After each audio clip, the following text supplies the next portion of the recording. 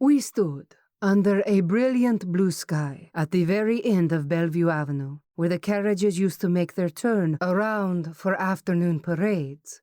It was the most appropriate place to begin this parade.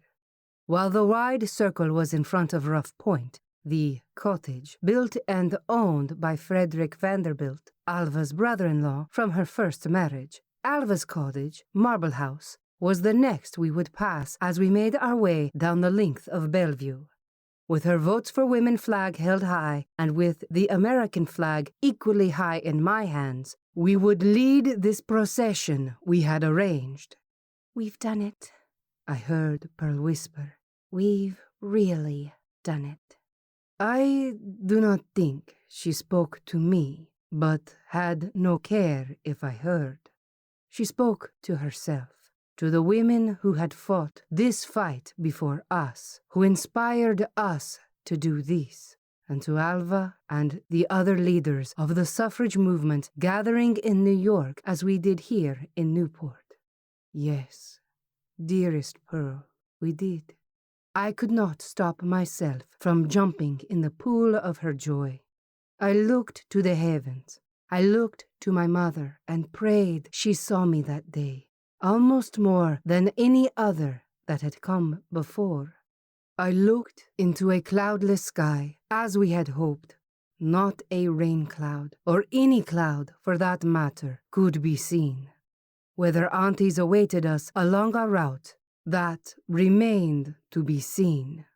There are so many of us. I sounded like a child, marveling at her first sight of all the stars in the sky. From behind us, the line of women and men ran down the southernmost tip of our island, around the bend and along the edge of Bailey's Beach. It was a garland of people bound together by strings of purpose and justice. I felt the flutter of a kiss upon the back of my neck and giggled. I have never been more proud to stand behind you. My darling Osborne's sparkling blue eyes were so full of me. To stand with you, to call myself yours. I would not let the threatening tears of joy he brought me to fall upon my face, but allowed my lips their freedom to spread wide upon my face, if only for a moment in which I put my forehead to his. We had been instructed, and more than once, that we should wear no smiles, for what we did was not frivolous or jovial. What we did to change our world. The bell atop Trinity Church began to clang. As it gonged for the 12th time, I looked at Pearl, she at me, and once more we took steps unknown together. My legs shook, knees feeling weak.